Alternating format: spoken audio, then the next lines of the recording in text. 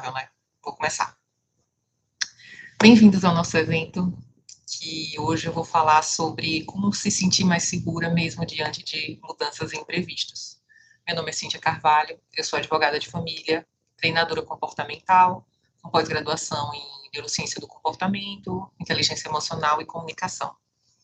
Eu sei que se você está aqui hoje é porque, no fundo, você sente que não dá mais para permitir que qualquer coisa desestabilize você.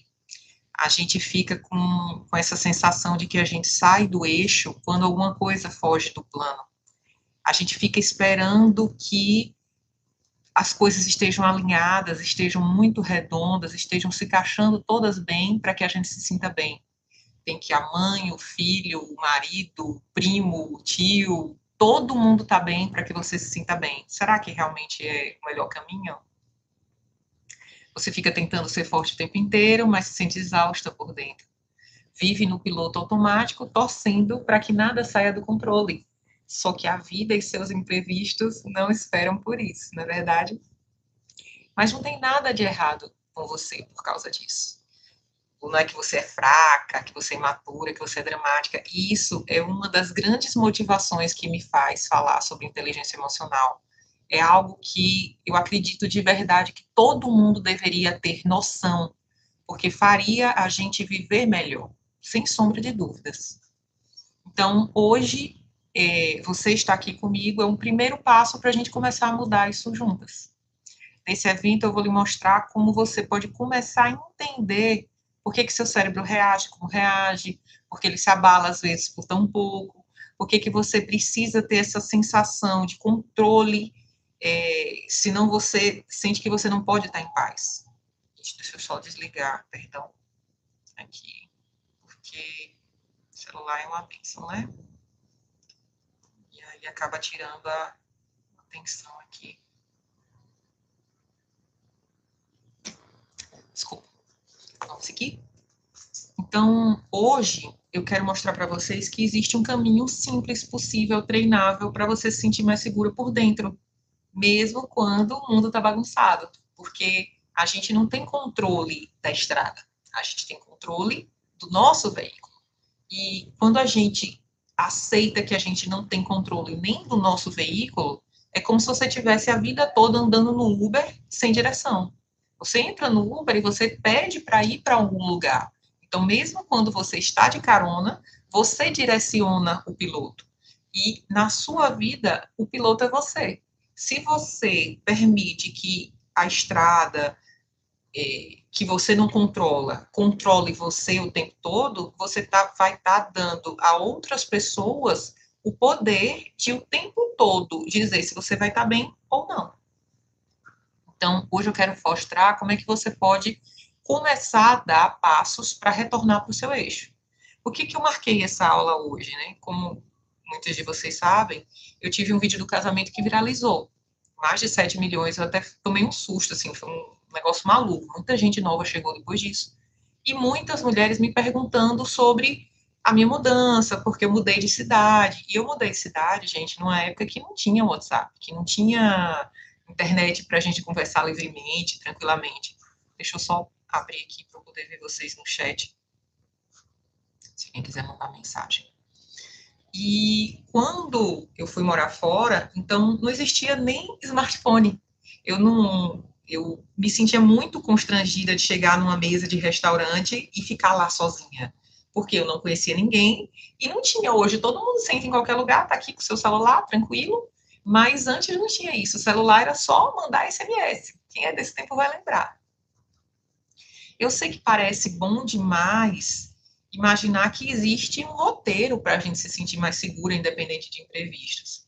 Mas vocês têm que lembrar quantas situações vocês conhecem de pessoas ao redor que eram tímidas e deixaram de ser tímidas, que eram inseguras e não conseguiam falar em público e passaram a fazer isso.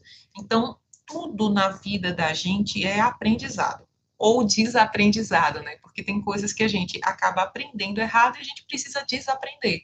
Então, eu tenho alunas do método Menos Conflitos e vocês certamente conhecem diversas pessoas que já conseguiram mudar esse roteiro original. Muita gente fala, mas é da minha personalidade, como se tudo fosse personalidade ou como se tudo fosse imutável. E não é assim, gente. A gente vai falar um pouco aqui por cima de personalidade, que não é o foco, mas eu quero que vocês entendam que personalidade é sim algo que tem uma tendência de estabilidade, mas não é algo que engessa você. Porque senão todos seríamos a mesma coisa a vida toda. E a gente muda conforme eventos aconteçam, né? Certamente vocês vão lembrar de alguém que descobriu que ia morrer, ou teve uma doença muito grave, tipo um câncer, e a pessoa ressignificou a vida dela toda. Então, hoje, eu quero mostrar para vocês que não precisa vocês estarem numa situação dessa para que vocês entendam que vocês podem ter mais segurança, independente desses imprevistos que podem acontecer.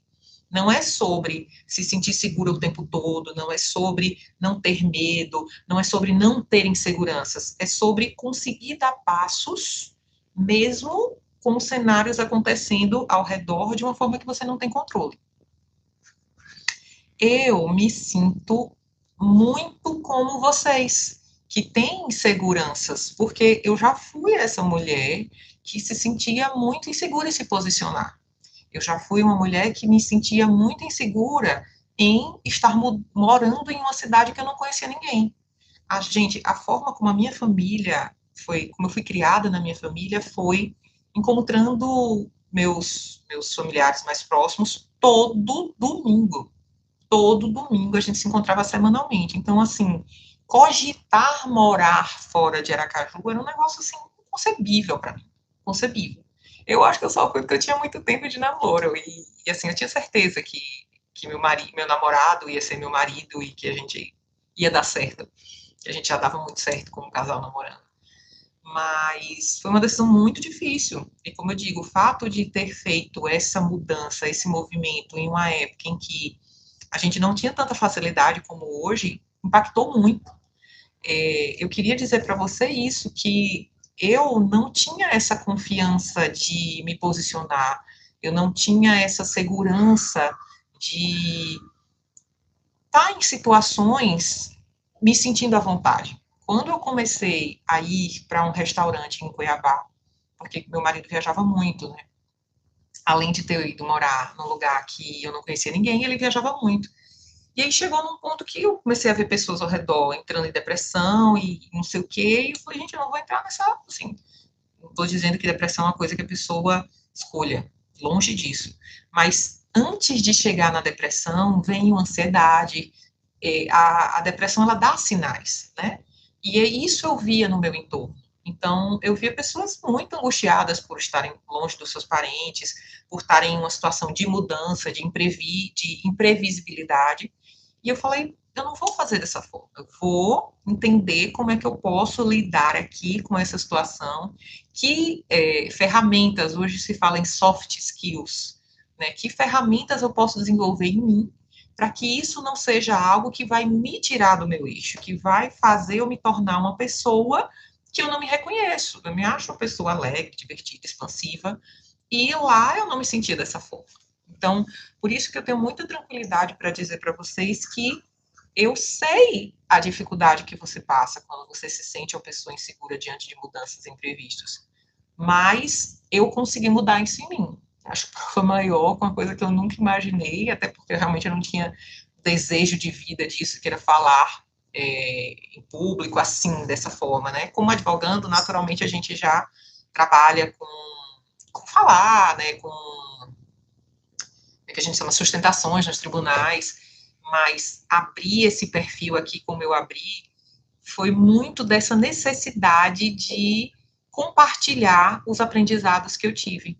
Eu acredito de verdade que pessoas que têm mais conhecimento sobre si, sobre como a gente funciona, que não pode ser depender só de um processo de terapia.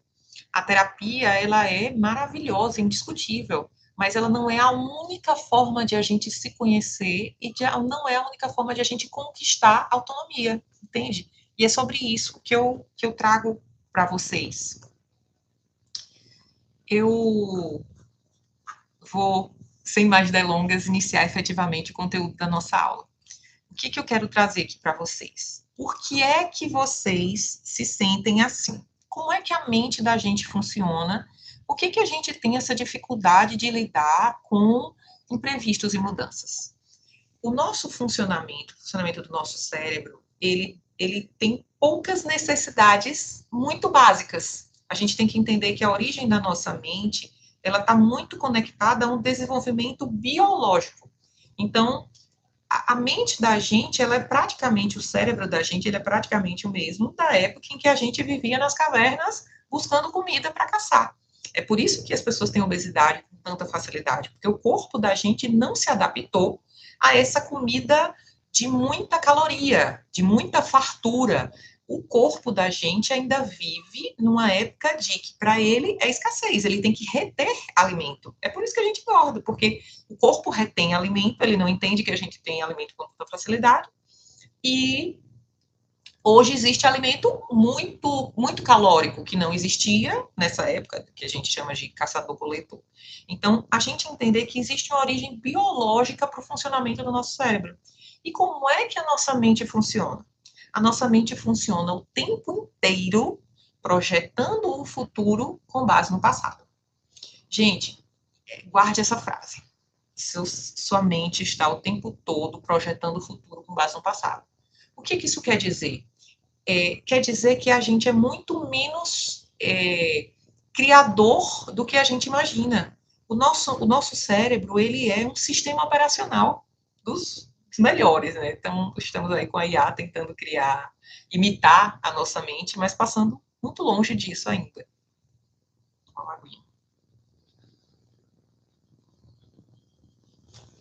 Então, o cérebro, ele está o tempo todo prevendo o que vai acontecer, com base na nossa história, com base nas informações que a gente conhece, com base no ambiente que a gente está. O passado, ele é de verdade uma referência para projetar o futuro. Então, se você já teve uma situação em que você ficou nervosa porque teve alguma mudança, você vai tender a reproduzir esse mesmo comportamento em outras situações de mudança. E, gente, tem pessoas que falam, a forma como a gente faz uma coisa, a gente faz todas as coisas. A gente não pode levar isso a ferro e a fogo, mas isso tem muito sentido realmente na própria neurociência. A gente cria padrões de comportamento. Isso é a forma como o cérebro da gente funciona. O que isso quer dizer? Isso quer dizer que se você viveu experiências que te deixaram insegura em determinada situação, e, gente, às vezes vocês pensam que experiências são experiências extremamente traumáticas. Meu Deus, a pessoa tem que ter sido violentada, a pessoa tem que ter sofrido um assalto, a pessoa.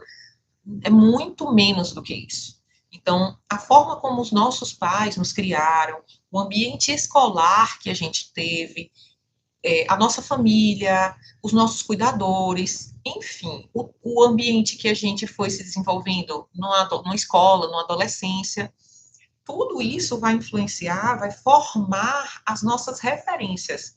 É o que a gente diz, vai formar um banco de dados do nosso cérebro para ele começar a entender o que é o quê. Então, se eu sinto borboletas no estômago, alguém me disse que isso se chama apaixonado. Olha, eu estou apaixonada. São nomes que a gente vai dando para situações que vão acontecendo. Hoje já existem pesquisas que mostram que quanto maior o nosso vocabulário, olha só, quanto maior o nosso vocabulário, mais a gente consegue identificar efetivamente o que a gente está sentindo e melhor a gente consegue se sentir.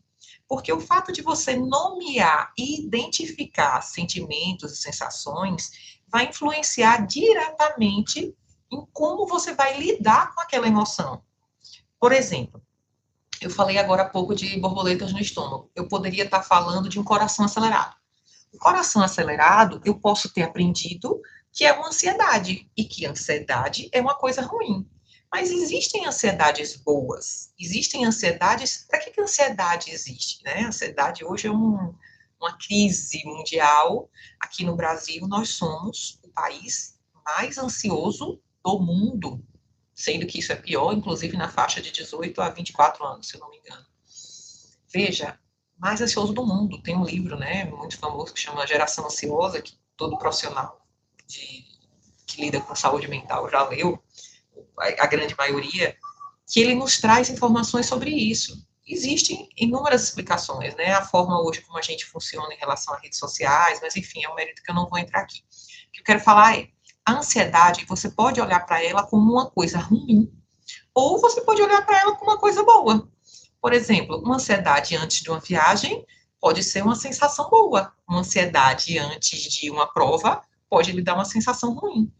A mesma sensação no corpo, ela pode ter nomes diferentes. E quanto mais específico você é nesse entendimento de nomear como você está se sentindo, melhor você vai lidar com aquela emoção. Eu vou falar mais isso, desenvolver mais. Se vocês tiverem alguma dúvida, gente, tá? Por favor, pergunte. Eu estou na dúvida aqui. Deixa eu só perguntar aqui um minutinho.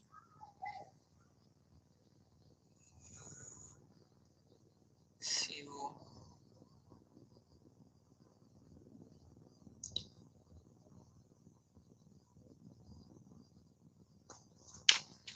Vamos lá. Então, é importante vocês entenderem que o cérebro vai preferir sempre a sensação de segurança que ele vai buscar no que é conhecido. Prestem bem atenção para vocês não misturarem o que eu estou falando. Veja só. A gente, em algum momento da nossa vida, aprendeu, pessoas muito ansiosas, pessoas, né, aprenderam que a incerteza, ela é ruim. A incerteza, ela é problemática. Então, quanto mais eu associo a minha segurança à certeza do que é que vem, do que é que vai acontecer, mais dificuldade eu vou ter para lidar com as incertezas. Ah, mas ninguém gosta das incertezas. Não é, eu não vou dizer que ninguém gosta das incertezas, mas as pessoas lidam de formas muito diferentes com essa incerteza. Como assim? Pense que a única certeza real que a gente tem na vida é que a gente vai morrer, certo? Mas a gente não fica pensando nisso o tempo todo. Por quê? Porque a gente entende que aquilo é uma certeza, que a gente não sabe como vai acontecer, e a gente deve se ocupar de viver a vida. Veja, a gente cria falsas certezas para nos darem uma falsa sensação de segurança. Quando eu digo falsas certezas, são coisas que a gente conta para a gente mesmo. Então, se eu entendo que eu tenho uma necessidade de ter certeza para eu me sentir segura, eu digo que meu casamento não vai acabar nunca. Veja, eu tenho certeza disso. Eu acredito bastante nisso. Mas eu não tenho como ter certeza. Deus me livre, eu posso ficar viúva. Eu posso, sei lá. Entende? Não é o que eu espero que aconteça, mas não é uma certeza. Então, não é algo que está no meu controle. Se o meu casamento vai acabar ou não. O que está no meu controle? Desenvolver uma boa relação. Para que o meu casamento seja nutrido, para que o meu casamento se mantenha, para que a gente tenha uma boa relação. Então, o que a gente tem controle sobre as nossas ações e as nossas atitudes? A gente nunca vai ter controle sobre as ações e as atitudes do outro. E enquanto a gente brigar com isso, a gente vai ser infeliz. A gente vai ser frustrado.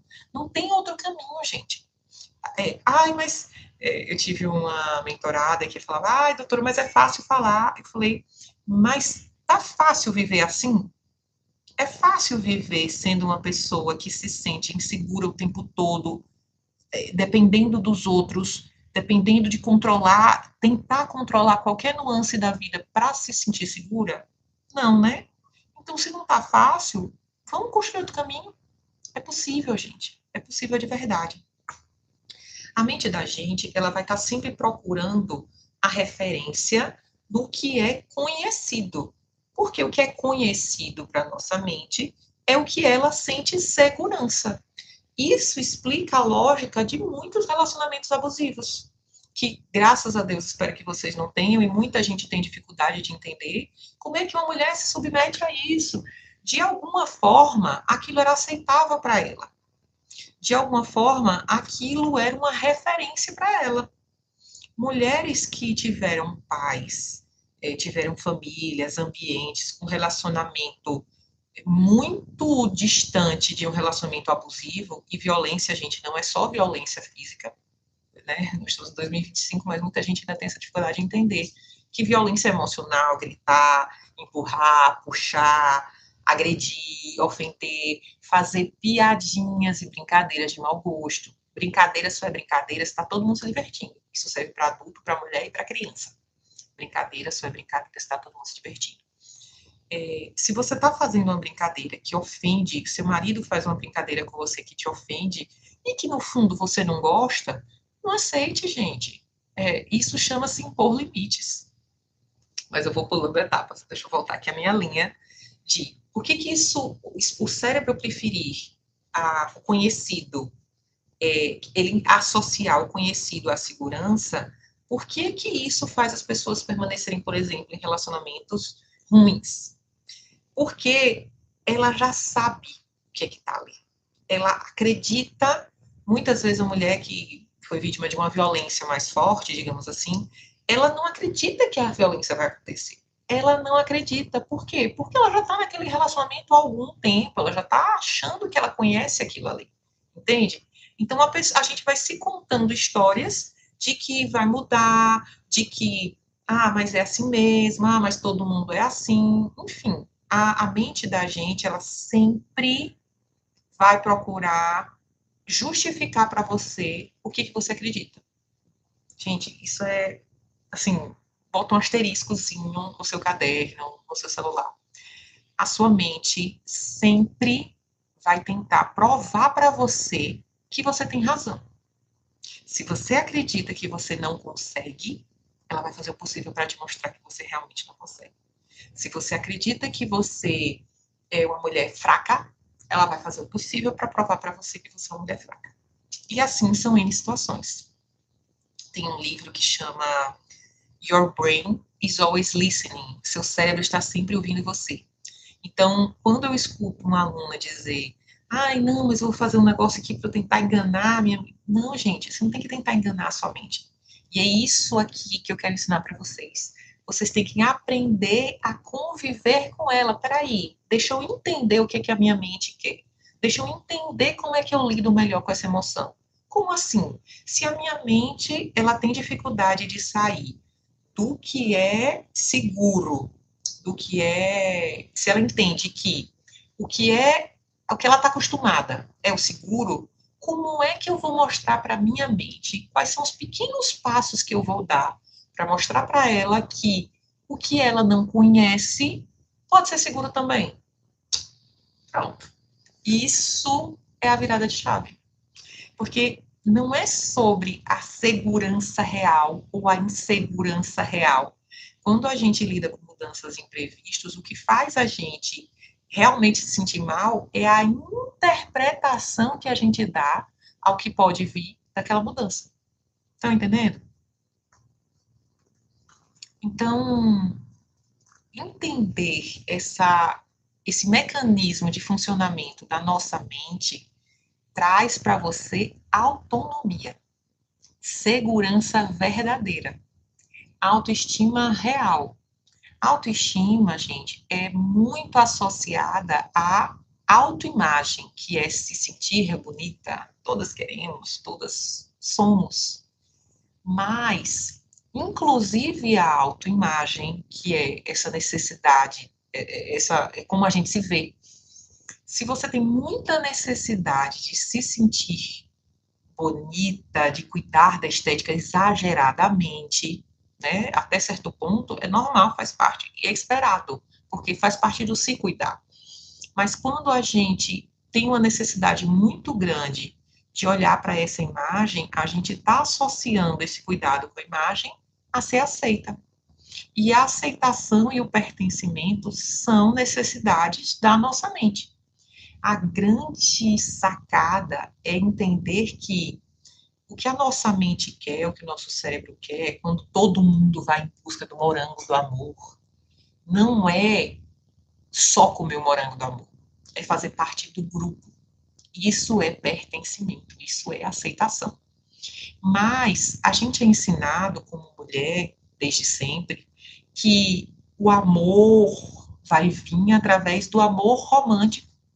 E isso é uma coisa que gera muita frustração e decepção para muitas mulheres, porque elas vão depositar todas as fichas das necessidades de pertencimento delas em um marido.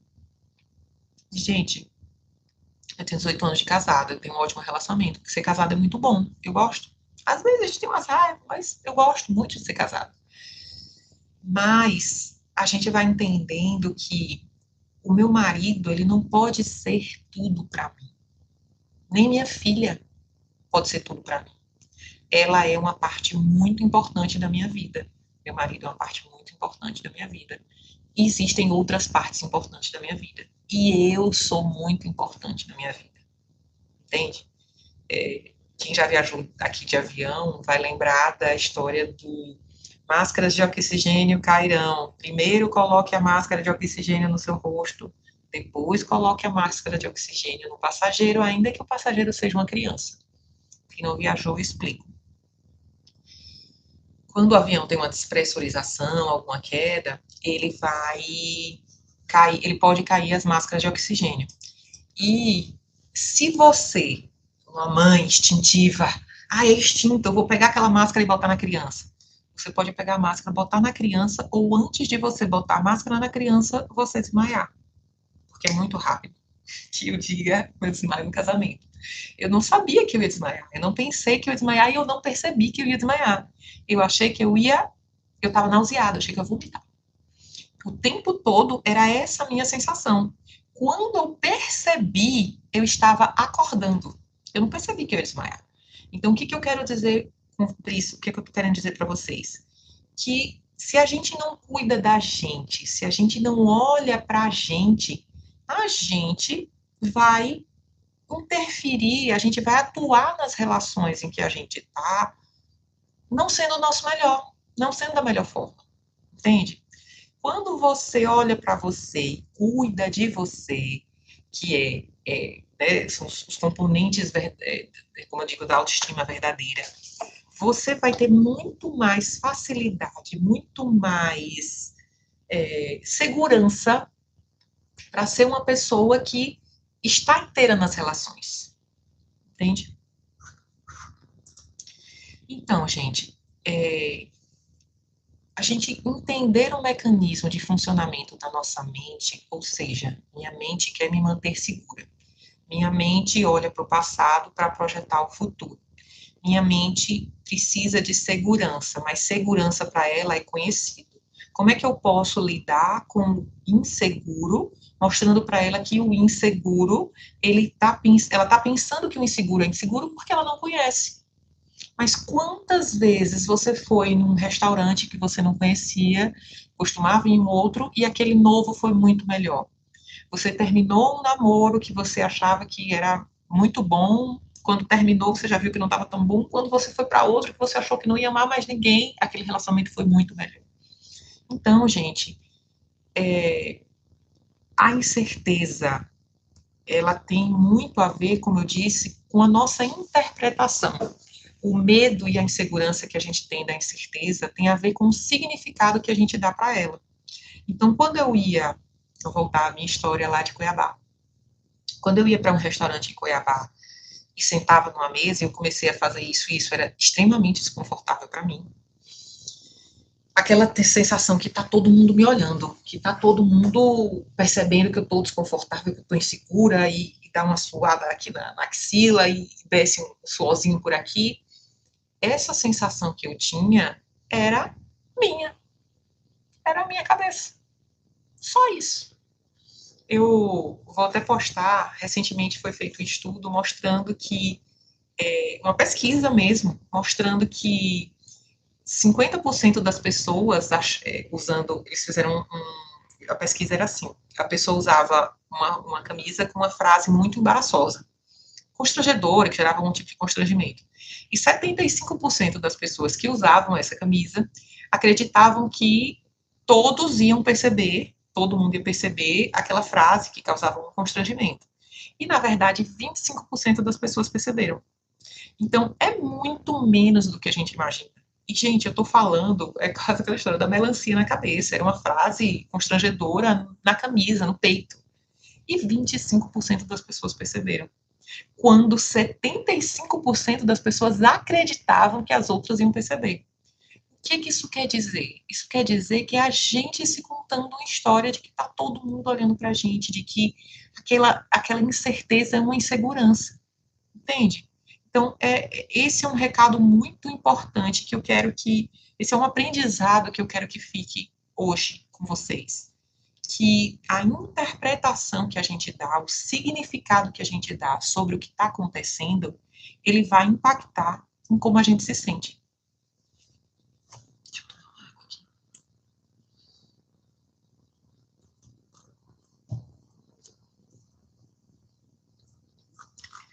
Então, a virada de jogo começa quando você entende que a insegurança, ela não é necessariamente real. Ela é, muitas vezes, interpretativa. E sentir-se insegura não é algo que nasceu com você. Gente, olhe para uma criança. A criança, ela não nasce com dificuldade de falar com os outros. Vai ter, né? Aquela criança mais encabulada, mas mesmo uma criança tímida, que a gente tem que ver quando é que começou essa timidez, mas eu não vou entrar nesse mérito agora, eu quero que vocês parem e pensem. Uma criança que muitas vezes não era tímida, ela pode se tornar tímida, ou uma criança que já era tímida se tornar ainda mais tímida, de acordo com a reação dos seus parentes, da sua família, do ambiente da escola, do entorno dessa criança. Então, a criança tende a ser muito segura de si, expansiva. Gente, se a gente não tivesse confiança, mesmo na incerteza, ninguém andava. Olha para ver uma criança começando a andar. Ela cai 50 mil vezes. Ela rala o joelho, ela bate uma testa e ela continua lá, insistindo, lindamente. Se a gente. Ela tem certeza que ela vai andar? Não. Ela tem certeza que ela não vai se machucar? Não. Muitas vezes ela, inclusive, se machuca. E ela continua tentando. Porque a gente tem muito mais uma essência de segurança do que uma essência de insegurança. Mas também foi mostrado em estudos que as crianças percebem microexpressões ao redor delas. Então, se aquele pai, aquela mãe, aquele tio, enfim, na hora que a criança vai levantar, já faz isso aqui, nossa, se minha mãe está fazendo isso, isso deve ser perigoso, eu devo ter medo. Se meu pai, se meu tio, minha avó, enfim. E, gente, preste atenção, eu aqui não falo de culpa. Culpa é algo que não acrescenta nada na nossa vida. É diferente de responsabilidade. E é diferente de influenciar. Os nossos pais, os nossos cuidadores, pelo amor de Deus, eu sei que tem gente que ainda teima com isso, mas assim, é inevitável a gente aceitar que o que as pessoas ao nosso redor fazem influencia, principalmente nesse início da vida da criança, né? A criança está o tempo todo olhando, absorvendo o que está acontecendo. Ah, mas eu sou assim, meu filho não é assim. A gente influencia normalmente a criança copiar, mas ela tem algo que veio com ela. Não significa que ela vai ser exatamente igual a você, mas não tenha dúvida que o que você fizer vai estar influenciando você e as pessoas que estão em torno, né, dessa criança. Então, eu quero que vocês entendam com isso que a gente nasce confiante. A gente nasce confiante mesmo diante da insegurança. Só que por uma série de questões sociais, insegurança dos nossos próprios pais, cuidadores, a gente vai absorvendo essa insegurança. Então, naquele dia, você já adolescente foi apresentar um trabalho da escola, já se sentindo um pouco preocupado e riram de você. Pronto. O que é que o cérebro vai assimilar? Insegurança igual a perigo, igual a incerteza, igual a falar em público, igual a dar problema. Entende? Toda vez que você for buscar referência, e, gente, isso é automático. A mente da gente está fazendo isso de forma automática. Ela está sempre pegando referência do passado para projetar o futuro. Existe uma forma de mudar isso aí. A gente vai chegar lá. Mas é importante vocês entenderem que isso não é culpa de vocês, entende? Isso é um reflexo do que aconteceu na sua vida, que tornou você a pessoa que você é hoje. Mas você não está condenada a ser essa mesma pessoa pro resto da sua vida. Isso é assim, vai no asterisco de novo, asterisco, ou tá pago. Isso é a coisa das mais importantes que eu quero que você saia daqui hoje. Você não está condenada a ser a mesma pessoa de sempre. Você não está condenada a ser a pessoa que sempre, porque em algum momento foi insegura, vai ser insegura. Está fazendo sentido por aí? Eu quero entrar, eu mandei já um pouco provocativo para vocês, as máscaras que a gente usa sem perceber. E essas máscaras são uma teoria de um cara que chama Karpman, Triângulo de Karpman. O Karpman, ele foi estudar e desenvolveu essa teoria mostrando para a gente que nós basicamente, gente, existem teorias diferentes, tá? De N profissionais, a psicologia vai ter N vertentes. Eu vou falar para vocês aqui o que faz sentido para mim e o que eu acho que vai encaixar na percepção de vocês muito facilmente de entender.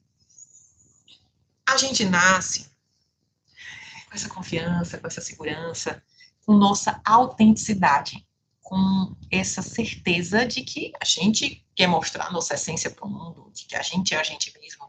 A gente nasce confiante de quem somos. Né? Uma criança tem muita confiança em mostrar quem ela é. Mas ela vai vendo que, ao longo da medida que ela vai se desenvolvendo, os cuidadores dela não gostam de determinados comportamentos. Então, porque a educação deles não é daquela forma, porque aquilo não é socialmente aceito, porque aquilo não é bem-vindo naquela família. Então, essa autenticidade da criança, ela vai sendo renunciada em prol da segurança do cuidado. Sem o cuidado dos pais, dos cuidadores, a criança não vive, não sobrevive. Se ela não sobrevive sem o cuidado e a atenção dos seus cuidadores, ela, entre autenticidade e necessidade de sobrevivência, o que vocês acham que vai ganhar? Sobrevivência. Então, a gente são todas as crianças, todos nós passamos por isso, em graus e situações diferentes, mas a gente vai renunciar um pouco da nossa essência em prol da segurança, porque a gente entende que se o nosso cuidador não está gostando do que a gente está fazendo, aquilo que a gente faz não vai ser tão bom assim. E muitas vezes nesse caminho a gente vai perdendo a nossa autenticidade e a nossa confiança em nós mesmos, na nossa capacidade realizadora, na nossa capacidade de confiar que nós somos capazes de lidar com os problemas. Até muita gente tem a facilidade de entender que pais omissos geram muitos prejuízos para os filhos, mas pais superprotetores também. Porque o pai e mãe superprotetor, o que ele está dizendo para a criança é: eu não confio em você. Eu não acredito que você dá conta. Já parou para pensar sobre isso? Então, quando os pais e cuidadores são muito superprotetores, e, gente, isso é um equilíbrio difícil, eu entendo às vezes no dia a dia. Né? Eu quero deixar minha filha, mas não sei se ela está segura, eu deixo isso aqui, eu não deixo isso aqui. Mas a consequência disso, muitas vezes, na leitura dessa criança, eu não sou capaz de fazer isso. Se minha mãe não acredita que eu sou capaz, eu não sou capaz. Então, a gente vai criando essas máscaras que servem para a gente se proteger da decepção, da frustração, né? Esse jogo que faz parte do nosso desenvolvimento. E o Karpman, ele elegeu essas 3 máscaras como as principais. Máscara, gente, não tem nada a ver com pessoa mascarada, falsa. Essas máscaras têm a ver com mecanismos emocionais inconscientes que a nossa mente desenvolve para proteger a gente emocionalmente. Então, o que eu estou querendo dizer com isso? Quando a gente se sente inseguro com alguma determinada situação, a gente vai desenvolvendo alguma máscara para lidar com aquilo. Essa máscara para Karpman pode ser salvadora, vítima e perseguidora. Gente, Esse negócio é muito maravilhoso. Vamos lá, explica mais. A gente pode ter as 3 máscaras em situações diferentes da nossa vida. Então, eu posso ser a vítima com meu marido, eu posso ser a perseguidora no meu trabalho, e eu posso ser a salvadora com meus pais. Vamos saber um pouco mais de cada uma. A salvadora é aquela que fala com carinho, porque sabe que é o papel mais frequente dela. É aquela que diz, deixa que eu resolvo, conte comigo, eu dou conta. Eu aguento, eu faço. Seja você a mulher que faz, que resolve, não dependa de ninguém. Seja a mulher que resolve sozinha, ninguém vai cuidar de você, é você por você mesma. Então vamos lá, deixa que eu bato no peito aqui e digo que mamãe resolve. Então, você está cansada, seu marido está na sala, você não pede ajuda, porque você é mulher que resolve. Gente, eu estou agora com o pé quebrado, né? E aí, conversando com uma pessoa que falou com uma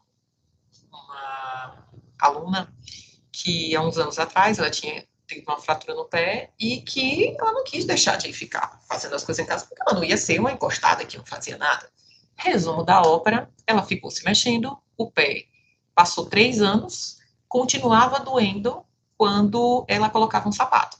Ela foi melhorar quando ela teve uma outra fratura e aí ela aprendeu, assim, que o preço que ela pagou foi muito amargo por conta dessa máscara de salvadora, por conta dessa culpa de ser a mulher que fica parada mesmo quando está doente. E aí, se identificou? Eu mandei lá no, no grupo, né, no e-mail, a gente mandou esse book, tem um testezinho para você tentar identificar qual a máscara que você predominantemente é. Mas entendam, a gente pode ser as 3 em situações diferentes ou com pessoas diferentes. Eu posso em algum momento ser vítima com meu marido, depois eu posso ser eu a perseguidora dele. Então, eu quero só seguir aqui deixando claro que a gente pode ter um pouco das 3 com as mesmas pessoas em momentos diferentes. Então, a salvadora é essa pessoa, a vítima, e a gente é muito acostumado àquela vítima óbvia, que é, ai, coitada de mim, ninguém me ajuda, ninguém se importa, ó céus, ó vida. Mas, muitas vezes, a vítima, ela é uma vítima disfarçada. Ela não faz esse comportamento, ou não tem esse comportamento tão óbvio de vítima. Mas, como, por exemplo, aquela mãe que você vai visitar, ai, minha filha, você nunca vem aqui. O que sua mãe está fazendo ali? Fazendo de vítima. E muitas vezes nós criamos os nossos filhos fazendo isso com eles. Ai, filha, você vai fazer isso com a mamãe vai ficar tão triste. Entende? E, gente, eu volto a dizer aqui, não é sobre a gente se sentir culpada, é sobre a gente entender que existem esses mecanismos, porque você só pode mudar, ajustar o que você conhece. Tá entendendo? Digamos que você, eu gosto de usar muito esse exemplo com as minhas mentoradas. Você está com diabetes. Se você não fizer o exame, você vai tratar. Se você não souber o que é diabetes, você vai mudar a sua rotina? Não vai. Então, se você não entender que isso daqui não é personalidade, isso daqui é máscara, porque a essência da gente nem é salvadora, nem é vítima, nem é perseguidora. A essência da gente, ela tem luz e sombra. Todos nós temos partes boas, partes não tão bonitas assim, tudo bem. Mas quanto mais a gente reforça essas máscaras para esconder a nossa essência, mais a gente joga sombra sobre as nossas sombras. A gente tem medo de que as pessoas descubram as nossas sombras. Quanto mais medo você tiver que as pessoas descubram as suas sombras, mais você vai fortalecer as máscaras. Tá entendendo? Tá fazendo sentido? Tá pago? Me conta aí. Então, tenha em mente que essa vítima não é só, às vezes, essa vítima tão óbvia, né? Às vezes a gente tem uma vítima mais sutil, que é aquela pessoa que se vitimiza de uma forma não tão escancarada.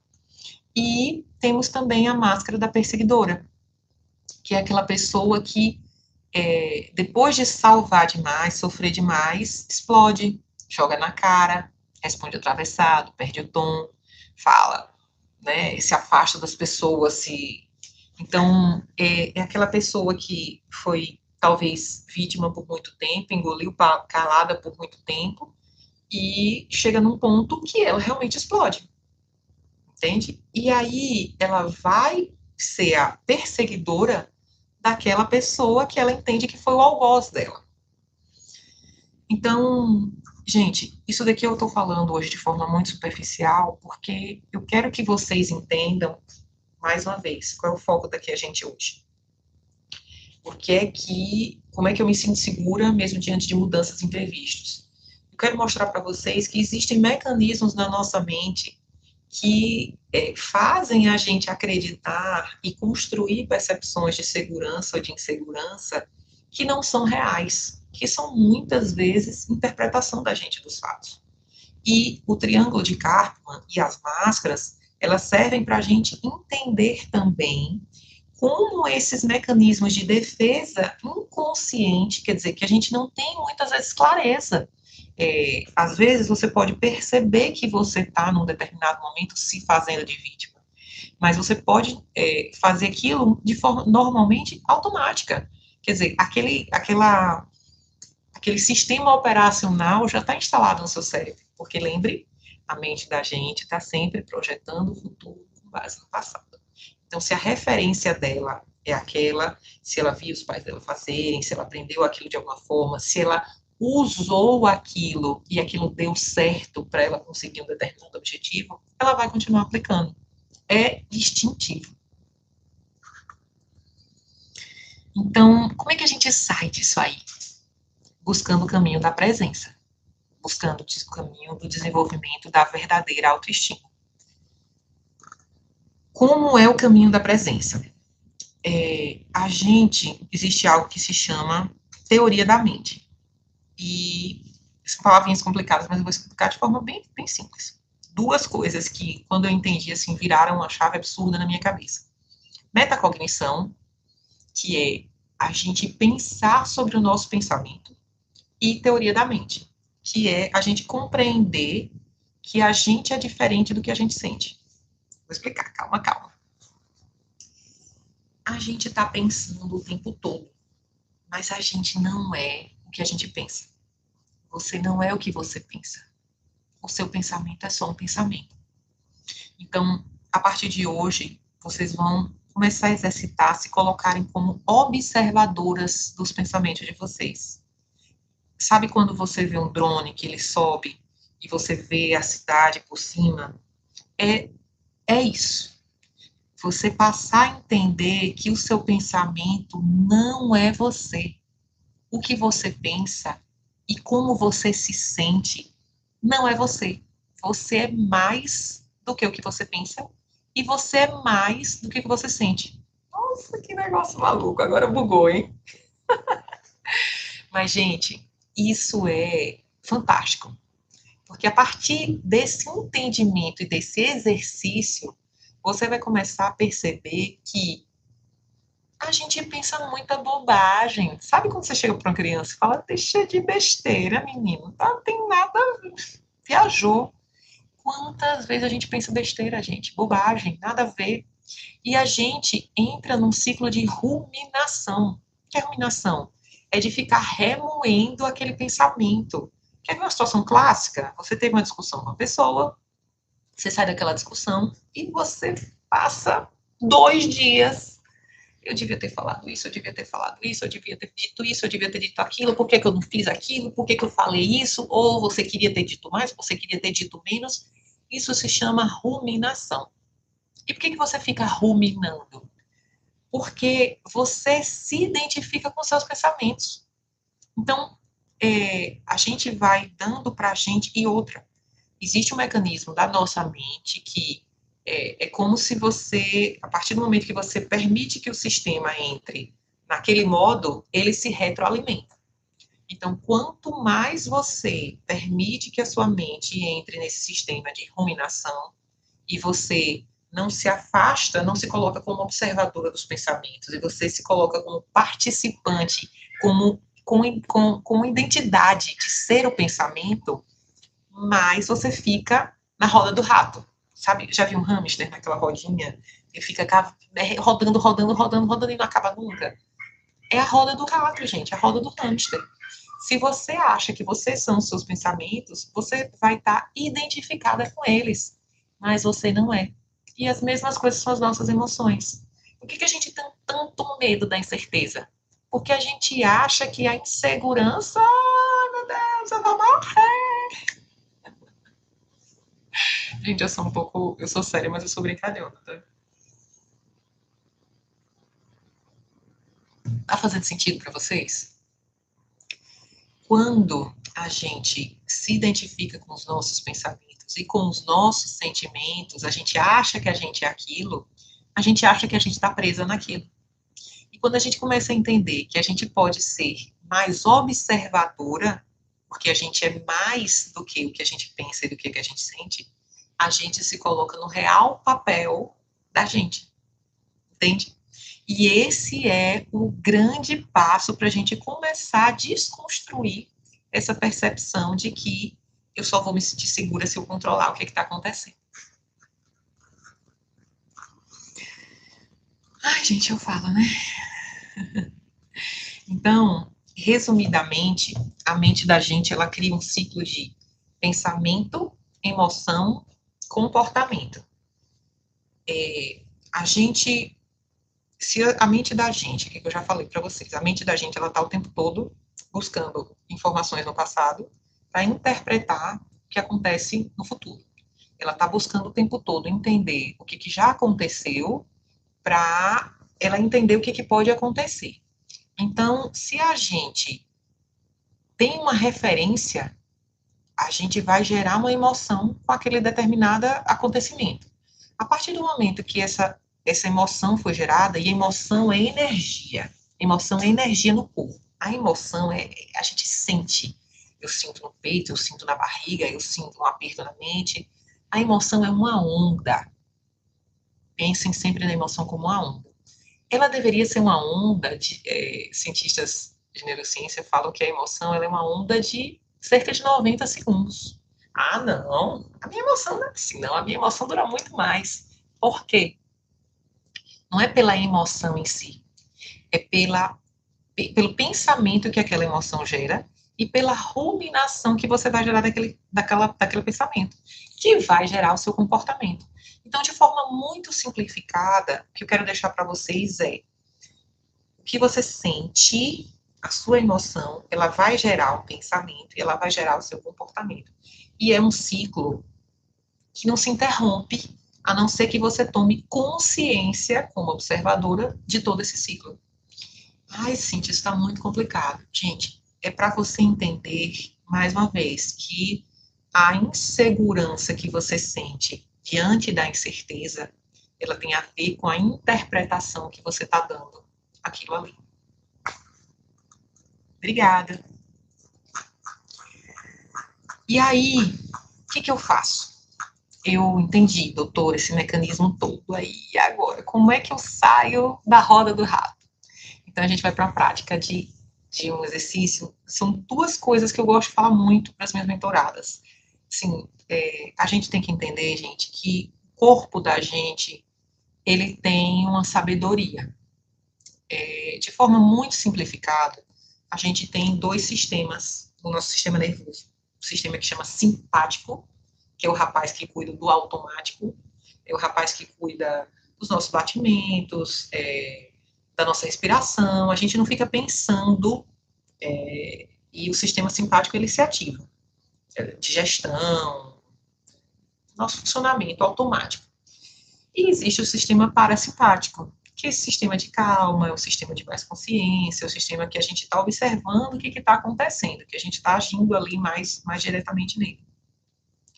O sistema da gente de estresse, o nosso alarme emocional, insegurança, medo, e é bom deixar claro que o nosso medo emocional, ele tem um peso para a mente da gente é como se eu tivesse insegura de verdade, sabe? volto aqui. Lembra que a gente falou que o nosso cérebro ele vem da época do coletor-caçador?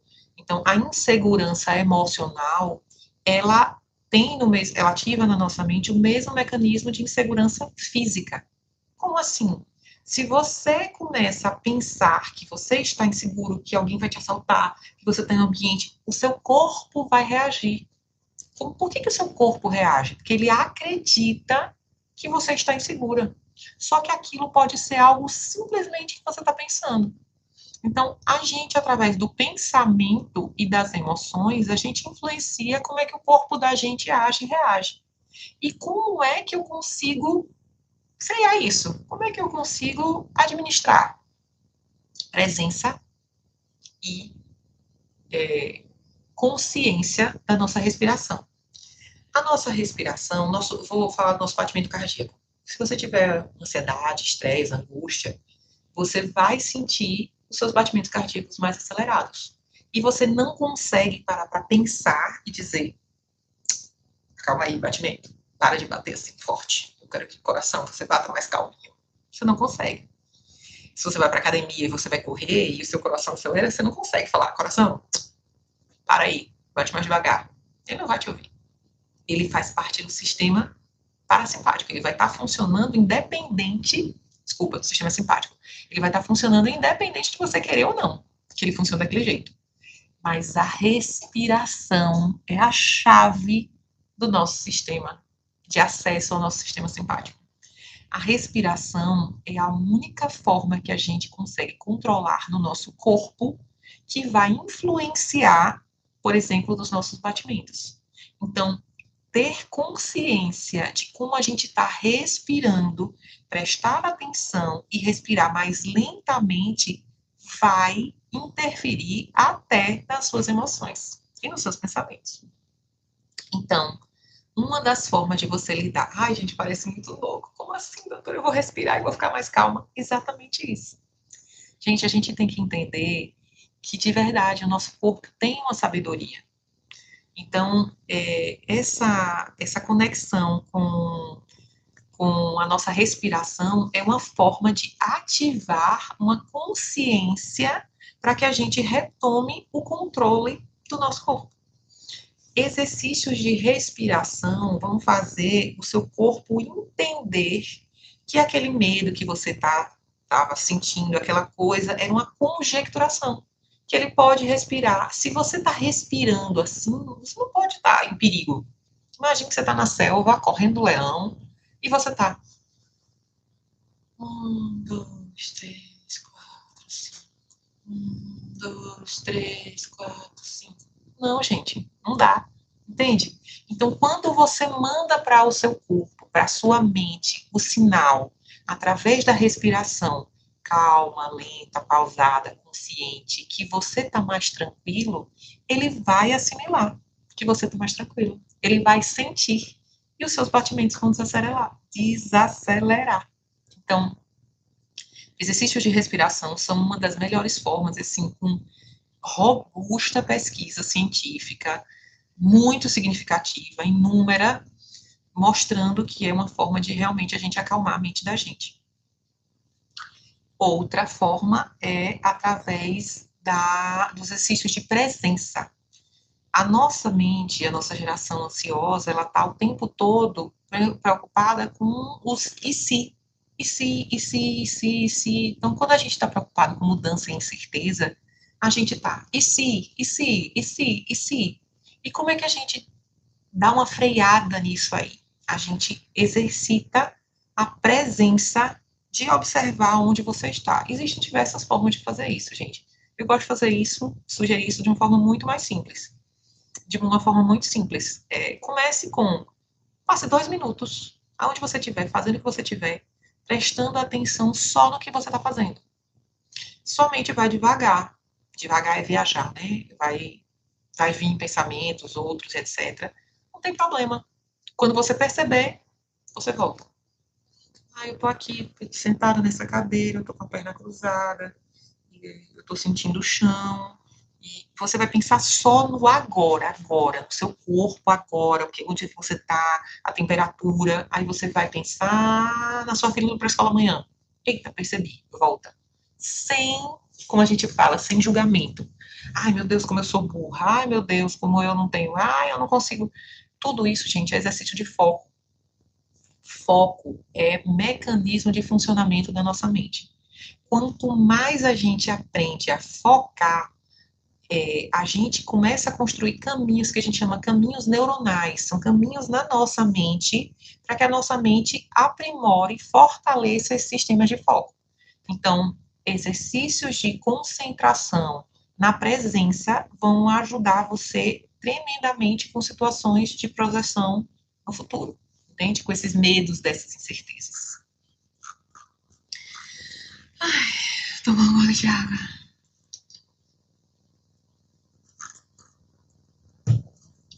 Então é isso, gente. É isso que eu queria deixar para vocês hoje.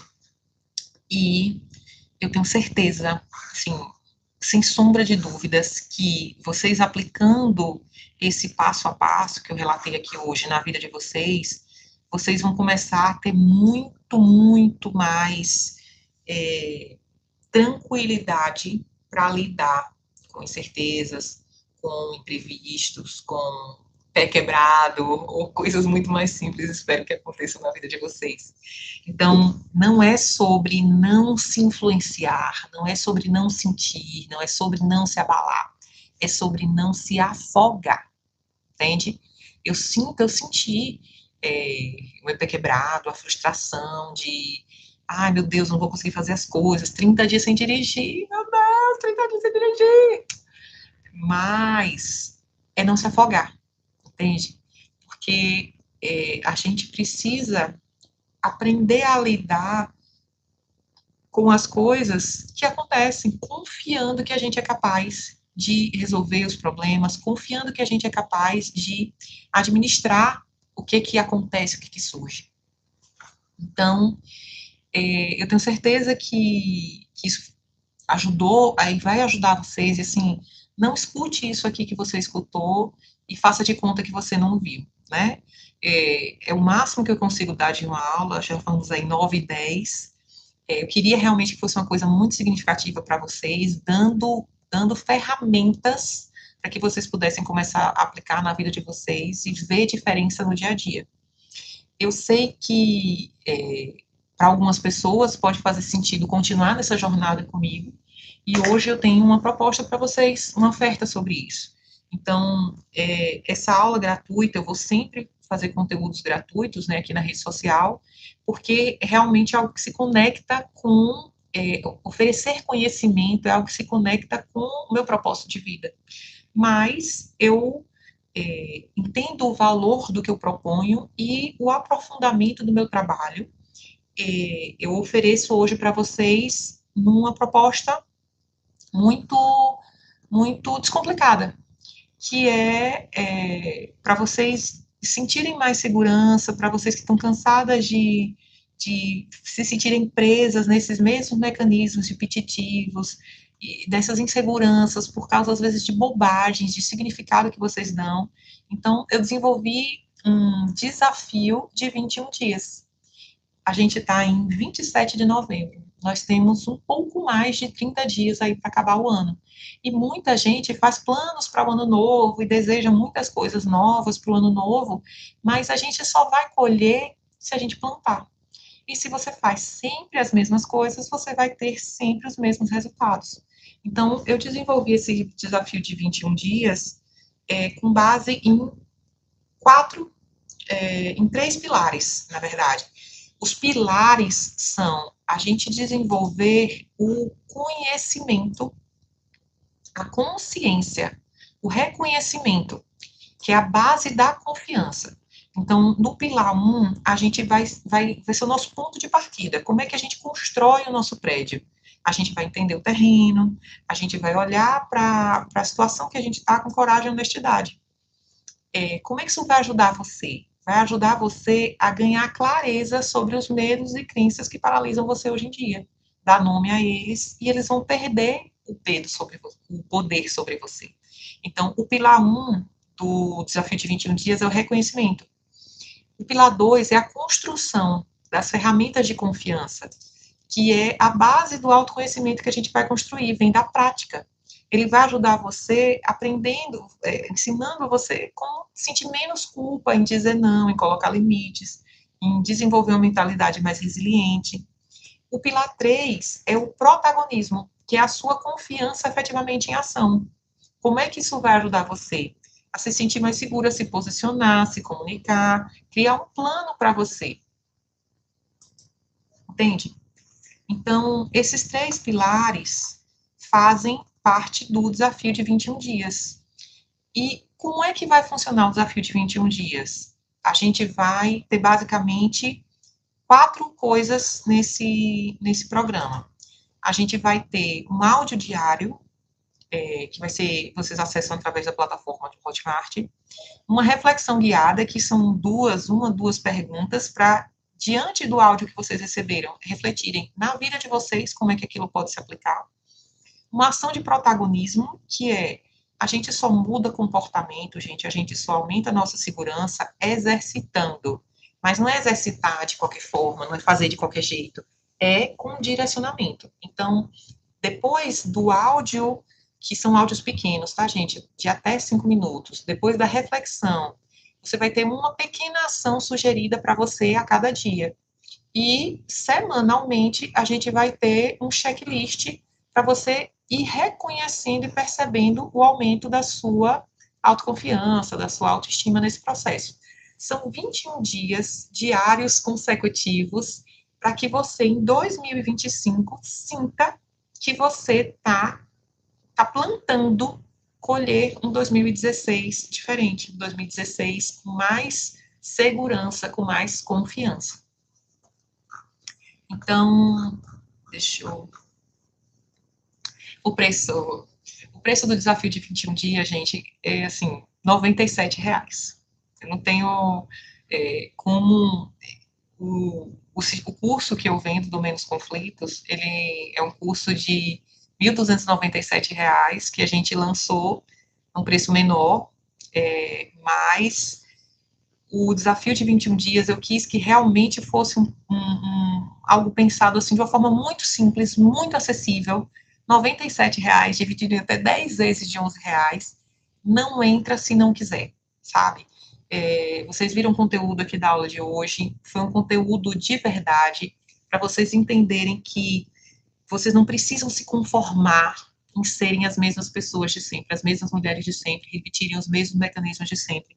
Então, esse preço de R$ 97, assim, eu não tenho nem como ficar falando muito sobre ele, porque, como dizem as pessoas, não vou dizer que é uma pizza, não. A depender da pizza, até uma pizza, mas é tranquilamente algo que vocês gastam muito facilmente em coisas que impactam muito menos a vida de vocês. A gente gasta isso em 2 manicures. E não tenho nada contra as manicures, mas a manicure não vai mudar a sua vida. E esse desafio de 21 dias, não tenha dúvida de que é um plantio com uma colheita em 2026, de um 2026 diferente. Porque, gente, é muito difícil mudar sozinho. É muito difícil aprender coisas novas, uma forma nova de se comunicar, uma forma nova de sentir, uma forma nova de pensar sozinho. Eu sei que tem gente que já buscou terapia, que já leu livro, que já buscou diversas formas, mas eu digo que o método Menos Conflitos, de modo geral, ele não é terapia, mas ele é terapêutico. Tem muito estudo, tem muito aprendizado e muita bagagem no que eu passo para vocês, e tem muita gratidão, sabe? De poder passar essas informações, de poder ajudar mulheres, que são o meu foco, a se sentirem mais confiantes, porque eu acredito que a gente é o motor do mundo.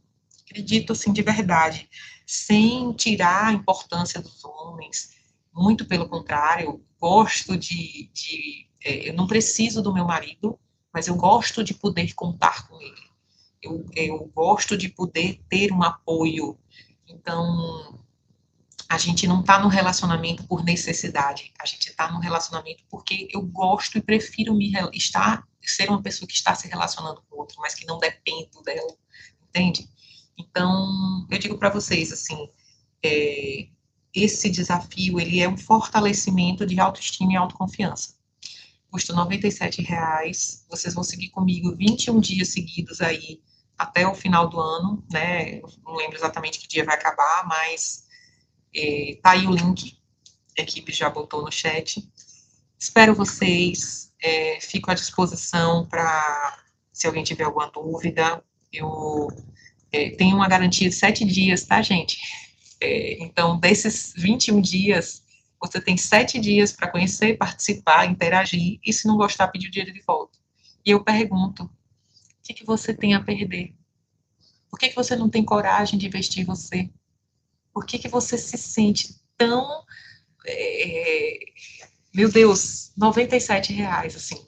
É, é isso, gente. A partir de agora, o risco de verdade é você não entrar. É você ficar do mesmo jeito, é você seguir tentando as mesmas coisas, fazendo as mesmas coisas e tendo o mesmo resultado de sempre. Eu tenho certeza que esse conteúdo vai reverberar em vocês e espero que vocês de verdade consigam se colocar como prioridade. Se fizer sentido para vocês, contem comigo. Vão ser 21 dias aí juntas, construindo e pavimentando um caminho para fazer um 2026 diferente. Gratidão, obrigada. Boa noite.